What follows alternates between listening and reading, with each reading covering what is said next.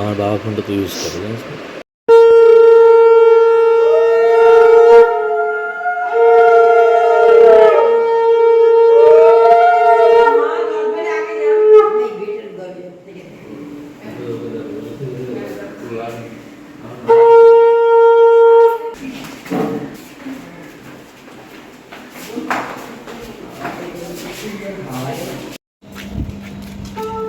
কাকিমা বাজাতে পারছি না।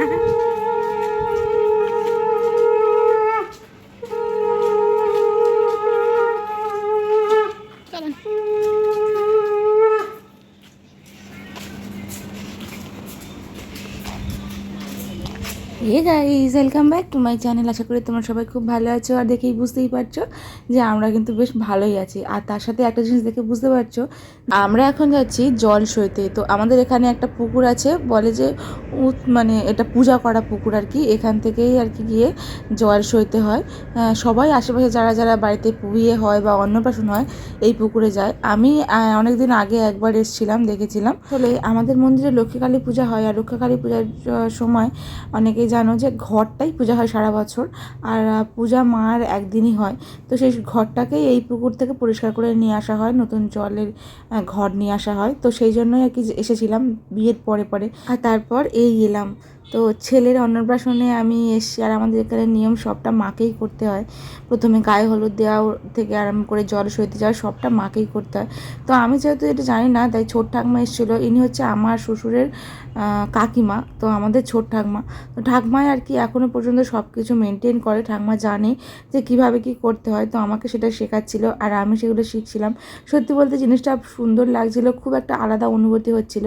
আর এই জল সইতে আমরা গেছি, তারপরে আর এক দল এসেছিলো, এই যে ওনারাও এসছে। ওনাদের ওই যে ওনার বেবি আর কি জল সওয়ার জন্য এসছে, অন্নপ্রাশনের জন্য।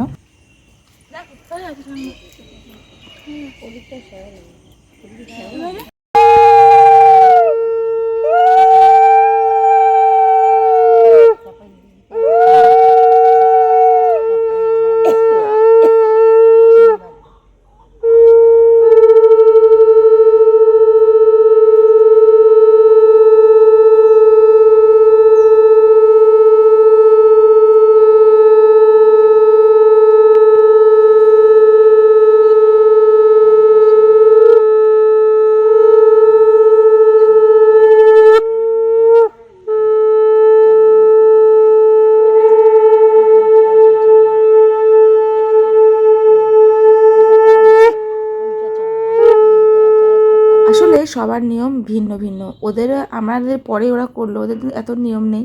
আবার আমাদের অনেক কিছু নিয়ম, তো ওই জন্য অনেকক্ষণ দেরি হচ্ছিলো বলে পাশে আবার ওরা চলে গেছিলো, মানে ওদের কাজ সেরে আর কি জল শুয়ে নিয়ে চলে গেছিলো।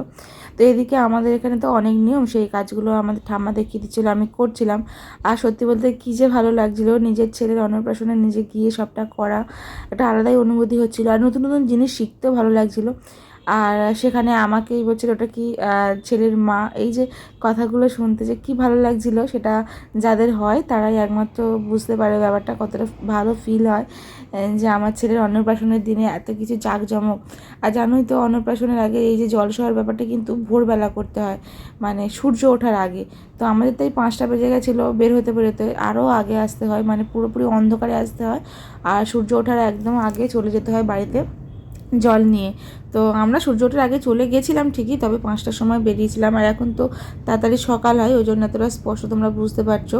আমি অ্যাকচুয়ালি উঠেছিলাম সকাল ভোর 4টের সময়। 4টে তোমাদেরকে দেখালাম, যখন আমি তোমাদেরকে প্রথম দেখালাম ফোনে ঘড়িটা দেখালাম, মানে টাইমটা দেখালাম, তখন কিন্তু আমার স্নান হয়ে গেছে। তো আমি স্নান টান করে এসে তারপরে তোমাদেরকে দেখাচ্ছিলাম। স্নান করে নিয়ে ফ্রেশ হয়ে নিয়েছিলাম। তারপরে ওখানে স্নান করার পরে আবার আমার যে বাড়িতে সবাই আছে তারা ফ্রেশ হয়ে নিয়েছিল, আমি স্নান করে নিয়েছিলাম। এই কারণে আমার তারপরে অনেক কাজ আছে, আমার বাড়িতে মন্দিরে সব জায়গায় পূজা দেওয়ার ছিল, তাই জন্য আমি সকাল সকাল স্নান করে নিয়েছিলাম। যদিও সবাই বারণ করেছে যত সকালে স্নান না করার জন্য, তাও আমি স্নানটা করেই নিয়েছিলাম।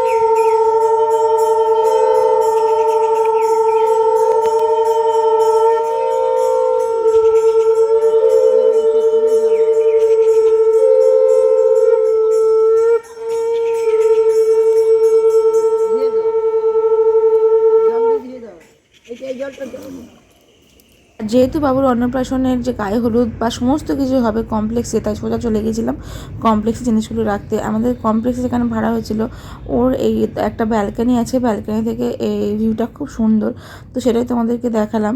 আর যেহেতু সকালবেলা তখনও সূর্য ভালো করে ওঠেনি, সেই জন্য ভিতরটা অন্ধকার অন্ধকার ছিল। এখন ডেকোরেশনের কাজটা পুরো কমপ্লিট হয়ে গেলেও পুরোপুরি খোলা হয়নি, কারণ খোলা হবে কিছুক্ষণ পর। সবটা না হলে বাইরে থেকে সবাই নিয়ে যে ডেকোরেশনের ফুলগুলো তুলে নিয়ে চলে যেতে পারে। তো সকালবেলা আমরা বাড়ি চলে যাওয়ার পরে তারপর সঙ্গে সঙ্গে রেডি হয়ে সবাই চলে এসেছিলাম 9টার মধ্যে। আর আমি তারপরে গেছিলাম, মানে ওরা সবাই চলে এসেছিলো, আমি কিন্তু একদিকে আমার শাশুড়ি মা যে বাবুর রান্নাটা সেগুলো করছিল, আর এইদিকে আমরা এই অন্নপ্রাশনের যে জল সইতে যাওয়া, তারপরে আমি এসে তারপরে ঠাকুরের পূজা দিয়েছিলাম। আর তোমার দাদাভাই আগের দিন তোমাদেরকে দেখিয়েছিলাম হাওড়া থেকে ফুল নিয়ে এসেছিলো, তো এই বড় বড় মালাগুলো এনেছিল ঠাকুরের জন্য, বাড়িতে মন্দিরে সব জায়গার জন্য। প্রথমে মন্দিরে পূজা দিয়ে তারপরে আবার আমি বাড়িতে গেছিলাম, বাড়িতে পূজা দিয়ে তারপরে যেহেতু আমরা যে কোনো কাজ করি সবটা আগে ঠাকুরকে মানে পূজা দিয়ে ঠাকুরের কাছে একটা আশীর্বাদ নিয়ে তারপরে যে কোনো কাজ আমরা করি। যেমন আমার স্বাদের প্রত্যেকবারও হয়েছে, আর বাবুর অন্নপ্রাশন, বাবুর ষষ্ঠী পূজা সব কিছুই আর কি। তো এখানে আমি ঠাকুরের পুরো সাজিয়ে গুজিয়ে পূজাটা দিয়ে দিয়েছি, তারপরে আমি নিজে ফ্রেশ হতে গেছি। এবারে যেহেতু আমাদের বুঝতেই পারছো সকালবেলায় কাজ, মানে সারাদিনের মধ্যে কাজ কমপ্লিট, অন্নপ্রাশনের কাজ কমপ্লিট, এরকম নয় যে রাত্রেবেলা একটা খাওয়া দাওয়ার ব্যাপার আছে, দিনের বেলা কাজ এরকম না, আমাদের দুপুরের মধ্যে সমস্ত কিছু কমপ্লিট হয়ে যাবে। তো ওই জন্য তাড়াতাড়ি করে আমাদের সব কিছু রেডি করতে হয়েছে, আর আগের দিনে সব রেডি করে রাখতে হয়েছে। তো তোমার দাদাভাই তো গেছিলো সকালবেলা মাছ আনতে, তারপরে মিষ্টি টিষ্টি ওখানে সব গেছিলো মাংসের জায়গা। তো বাড়িতে অনেক লোকজন বেশি নেই আমাদের, যেটা বলে না ম্যান পাওয়ার বেশি নেই। তো তোমার দাদাভাইকে সব জায়গায় আর কি অ্যাটেন্ড একটু আধটু হতে হচ্ছে আর কি। আর সবাই গেলেও সবার যার কাজ তাকে তো একজন যেতে হবে বাড়ি থেকে, তো সেই জন্যে যেতে হচ্ছে। তাই অনেকবার ডেকে ডেকে ও বাড়িতে এলো, ওকে ফ্রেশ করি একসঙ্গে দুজনে তারপরে বের হলাম। আর আমি এই শাড়িটা পরেছিলাম, শাড়িটার লুকটা আমি পুরোপুরি সম্পূর্ণভাবে তোমাদেরকে দেখাতে পারলাম না, কারণ আমি এত তাড়াতাড়ি সেজেছি আর তারপরে বিশাল চাপ ছিল ওই দিনে। বুঝতেই পারছো বাড়িতে একটা কাজ হলে আর যদি সেটা একবেলার মধ্যে কমপ্লিট হয়ে যায়। আর ছেলে তো জানো আমার ছেলে, সে শুধু আমার কাছেই থাকে বেশিরভাগ, একটু আধটু থাকবে ঠিক আছে, কিন্তু বেশিরভাগ অনেক লোক দেখলে বা অনেক কিছু একসঙ্গে আওয়াজ হলে ও কিন্তু কারোর কাছে থাকতে চায় না, কারোর কাছে থাকে না, ইভেন ওর বাবার কাছেও না, তখন শুধু মাকেই চায়। তো এখানে যখন আসি আমরা তখন খুব বেশি গেস্ট আসেনি তখনও পর্যন্ত। তো তখন আমাদের এদিকে নানিমুখ স্টার্ট হয়ে গেছিলো, আর নানিমুখ করছে আমার শ্বশুরমশাই। অনেকের আছে যে বাবাই নানিমুখ করে, তো আমার শ্বশুরমশাইয়ের খুব ইচ্ছে ছিল নাতির নানিমুখটা করবে, তো ওই জন্য উনি নানিমুখ করেছেন। আর ভালোই হয়েছে, কারণ আমার যে হাজব্যান্ড ও তো সব জায়গায় যাওয়ার আর কি ব্যাপার আছে, সব জায়গায় দেখাশোনা তদারকি করা ওর একটা ব্যাপার ছিল, তাই জন্য এদিকটা থাকলে ওদিকটা আর করা মানে সামলে উঠতে পারতো না। তো ভালোই হয়েছিল, বাবা এদিকে নানিমুখ বসেছিল। আর তারপরে আমাদের যে গায়ে হলুদের যে জায়গাটা সেটা রেডি করা হচ্ছিল। আর তোমরা দেখেছো এই পিঁড়েটা আগের দিনে আমি তোমাদেরকে আগের ভিডিওতে দেখিয়েছি, মানে অন্য এক ভিডিওতে আমি পিঁড়েটা রেডি করেছি। পিঁড়েটা কেমন হয়েছে অবশ্যই তোমরা জানিয়েছো আর জানাবেও, তাই আজকেও দেখে জানিও। আর এইভাবে আমি রেডি করেছিলাম ওই জলে, এক ড্রাম জলের মধ্যে ওই দুধ দিয়ে দিয়েছিলাম। আর এর মধ্যে এখন কিন্তু যেহেতু ওই পিঁপড়ে মানে যে ব্যাপারটা ছিল আর কি, যেখানে ও বসবে ও এতটাই ছোট, আর গামলাটা কিন্তু অনেকটাই বড়, তোমরা জানো যেমনটা হয় আর কি, বিয়ে থার সময় একই গামলা হয়, কিন্তু এই যে পদ্মের যে গামলাটা ছিল সেটা অনেকটা বড় ওর জন্য। তো প্রথমে ও ঠিকঠাকই ছিল জানো তো, তারপরে ও প্রচণ্ড ভয় পেয়ে গেছিলো। আসলে এত লোক একসঙ্গে উলুধ্বনি দিচ্ছে, এত লোক একসঙ্গে ক্যামেরা উলুধ্বনি দিচ্ছে, সবাই ওর গায়ের কাছে আসছে না, ও একটু ভয় পেয়ে গেছিলো, তো সেই জন্য খুব কেঁদে ফেলেছিল। আসলে এই অন্নপ্রাশনের দিনে প্রত্যেকটা বাচ্চাই আর কি কান্নাকাটি করে, ওখানেই সবাই বলল যে এটা থাকবে। তারপরে নাপিত এসেছিলো, নাপিত এসে প্রথমে নখ ছিনে দিয়েছিল, তারপরে আমরা এই অন্নপ্রাশনের গায়ে হলুদের কাজ শুরু করেছিলাম। এই তো এবার কবার নখ ছাড়বো আমি।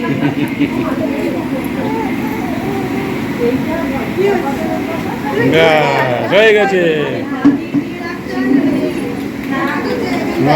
হয়ে গেছে।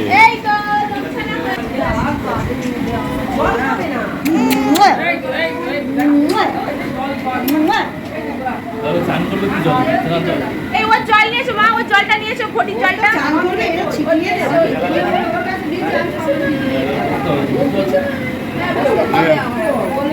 তাপসের কাজ শেষ কিন্তু চলে গেছে।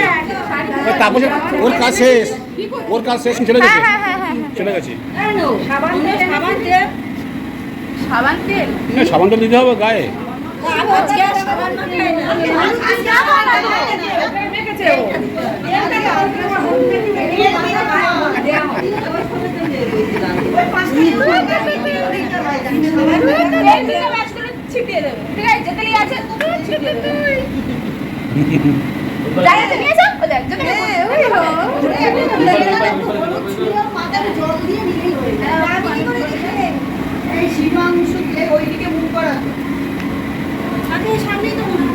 আচ্ছা এই টুলটা একটু সরিয়ে দিলেই হবে।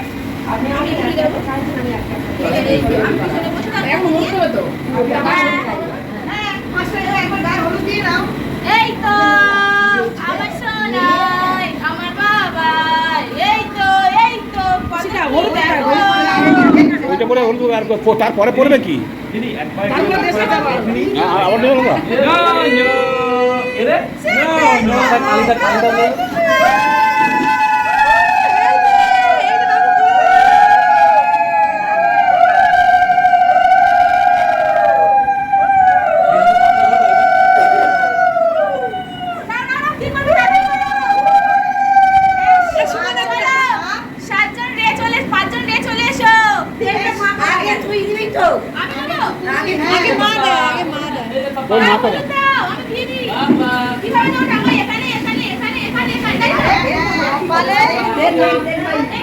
তুমি এখানে হলুদ খুঁজছে?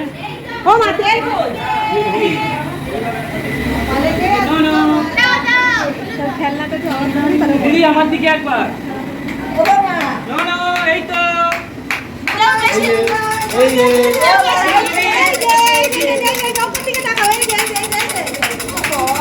মাথায় কালিটা মাথায় কালিটা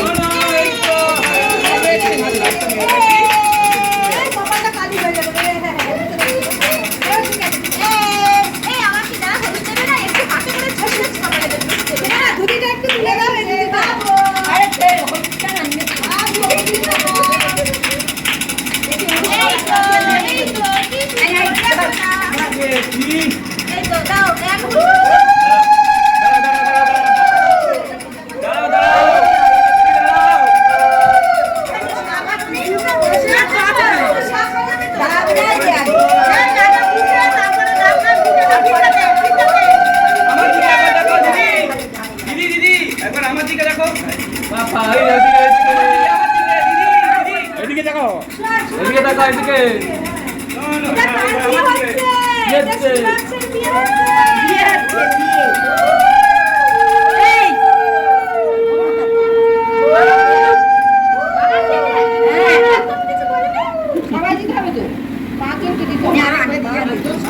এই যে পাপা, এই যে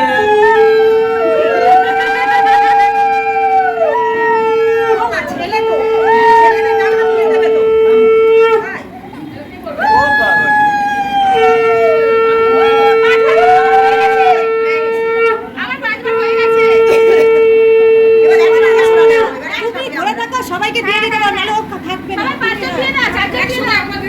তোমরা দিয়ে দাও, পাঁচজন ধরে এই একসঙ্গে দেবে। পাঁচজন একসঙ্গে দিতে হয়। না ওই তো সবাই একসাথে দিয়ে দাও। তাহলে কত হচ্ছে? ওর মা দিয়ে, ওর মায়ের বাবা, ও বাবা, এই তো মা দিয়ে দাও। হ্যাঁ চা করে আমাদের চলে। পাঁচজন হয়ে গেছে আমাদের। হ্যাঁ পাঁচ। আরে চা করে লাগবে চলে আসো। দাও দাও। এই দিকে চলে আসো, এই দিকে চলে আসো। চলে আসো।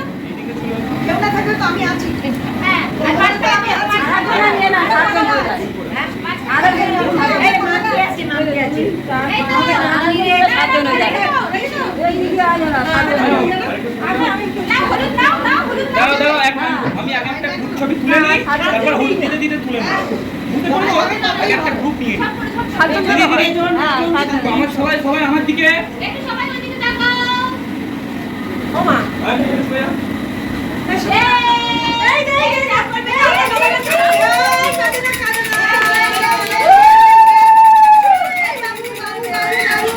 এইবারে হলুদ দেওয়া হবে। অনেকক্ষণ বসে আছে, অনেক অত্যাচার করেছে। আরে বাবা দে, বাবা দে।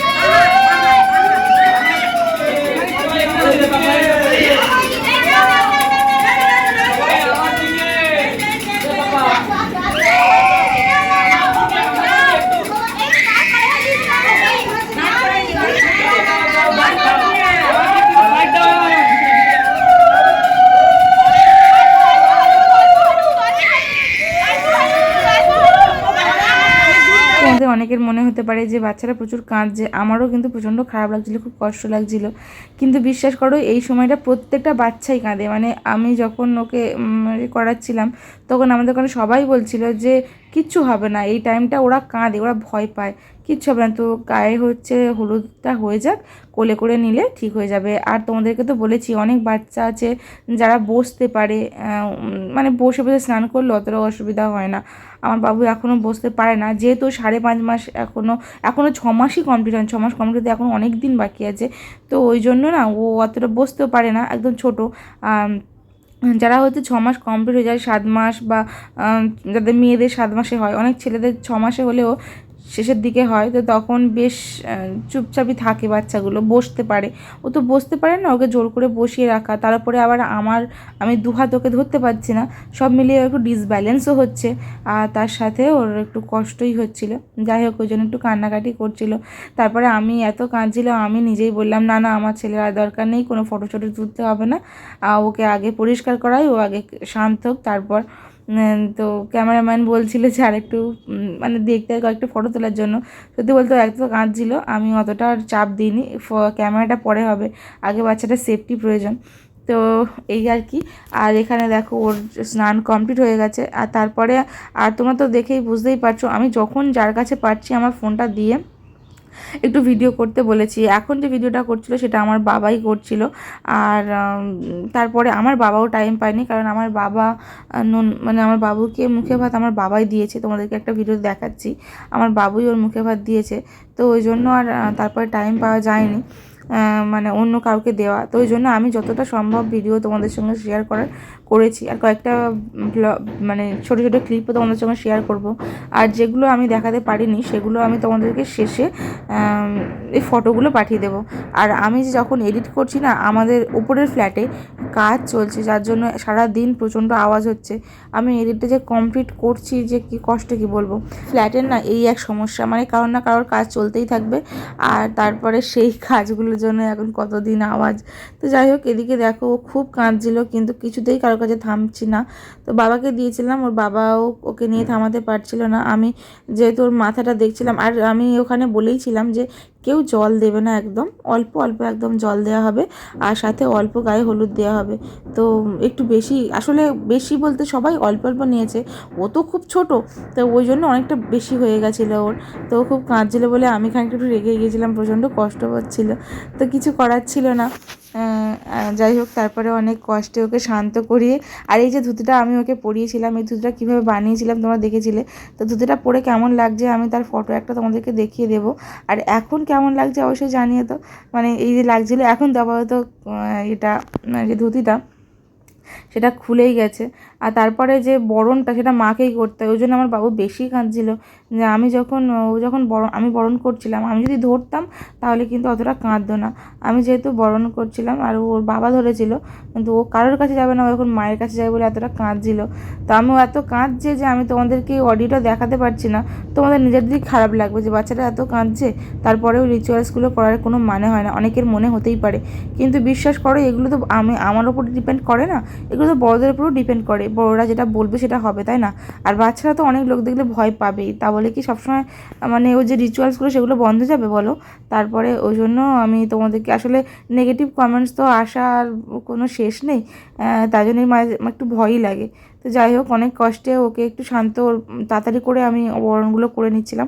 তোমরা দেখলেই বুঝতে পারছো যে আমি কত স্পিডে বরণগুলো করছিলাম, মানে যা হোক করে বরণটা করছিলাম, মানে রিচুয়ালসে জাস্ট করছিলাম, কিন্তু আমার মানে বুকের ভিতরটা কাঁপছিল যে কখন আমি ওকে কোলে নেব আর কখন ওকে শান্ত করাবো, এরকম মনে হচ্ছিল। লাস্টে নামবে, হ্যাঁ হ্যাঁ হ্যাঁ, যেখানে নামো তুমি সেখানে নামবে, নেমে বলবে নজরুল স্টেশন, আমি নজরুল স্টেশন নাই আছি, নজরুল স্টেশন নিয়ে যাবে না, ওরা শীতলা মন্দির বলে, ওই যে হ্যাঁ হ্যাঁ হ্যাঁ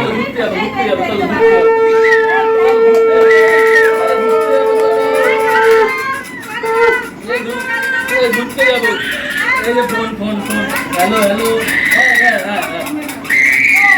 ওকে একটু ফ্রি রাখো, তাহলে ও ঠিক হয়ে যাবে। ফ্রি রাখো, চেঁচামেচি কেন্দ্র হচ্ছে, কান্নাকাটি করছে।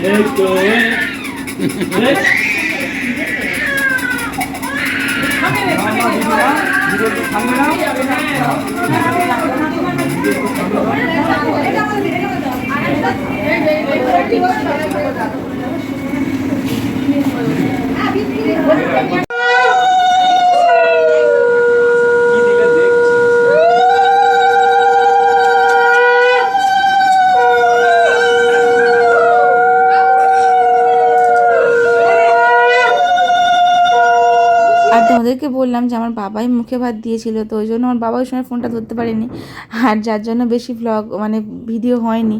ওই টাইমে একটা দিদি এই ভিডিওটা করেছিল বলে আমি তোমাদের সঙ্গে শেয়ার করতে পারলাম, বাবা মুখে ভাত দিচ্ছিল।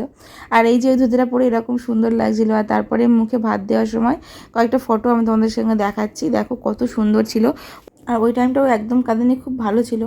তো সবাই অবশ্যই কমেন্টস করে জানিও আমার বাবুকে কেমন লাগছিল ওই ড্রেসটা পরে। আমার তো বেশ ভালোই লেগেছে, গলার মালার সঙ্গেটা খুব ভালো ম্যাচ করেছে। যাই হোক, আমাদের যে কি মেনু হয়েছিল তোমাদেরকে বলা হয়নি। আর আমি ওই দিনে খুব অসুস্থ হয়ে গেছিলাম, যার জন্য ভিডিও করতে পারিনি। আমি বাড়িতে চলে এসেছিলাম অসুস্থ হয়ে, তো আমি সেজন্য তোমাদেরকে বলে দিচ্ছি, ভাত, মাছের মাথা দিয়ে ডাল, বেগুনি, কাতলা কালিয়া, পাবদা মাছ সর্ষে দিয়ে, মাংস, চাটনি, পাঁপড়, 2 রকম মিষ্টি, আর এমনি হজমোলা যেটা থাকে, আর দই, ব্যাস এই হয়েছিল আমাদের মেনু। তো চলো, ব্লগটা কেমন লাগলো অবশ্যই সবাই কমেন্টস করে জানিও। টাটা।